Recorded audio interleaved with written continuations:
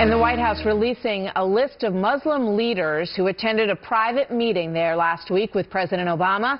Tucker Carlson is the editor of The Daily Caller and a co-host of Fox & Friends Weekend. Tucker, good morning. Good to have you with us today. Good morning, Martha. So they released this list of the people who were at this meeting. What was this meeting all about?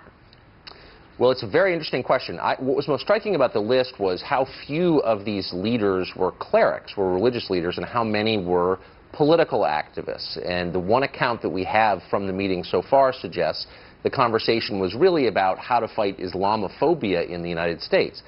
This is a bewildering fact and a missed opportunity. Here you have one of the world's great religions gone off the rails, a minority of its members espousing violence, and many moderate and sensible Muslims unable or unwilling to rein them in. So the White House, their task, the task for all of us, I would say, is to try and fix that religion, right? But instead, the president takes this opportunity to cast blame on the intolerance of Americans and Christians. That's the real problem. Christians are intolerant, and I sympathize with you. So it's almost bewildering that he would use this meeting to talk about Islamophobia. I mean, when you think about the president's schedule and how tight it is and how little time he has, I think the question of why they were there and what the goal was is very important for the American people, because this is how the president spends the time. But I want to put it, there's two pictures. Azhar Aziz and Mohammed Majid are two individuals that were invited to this very important use of the president's time, both of whom are affiliated with groups that have supported the spread of Sharia law.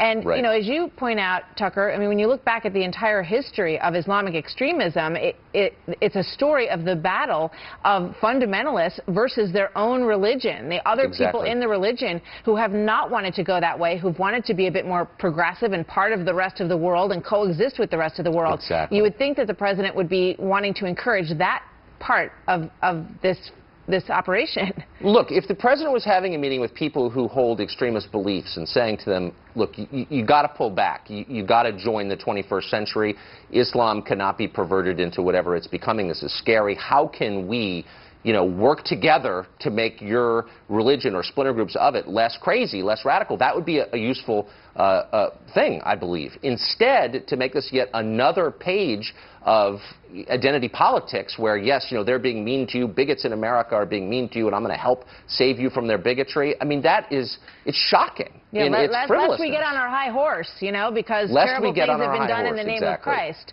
So the real problem are the intolerant Christians. That's their view, apparently.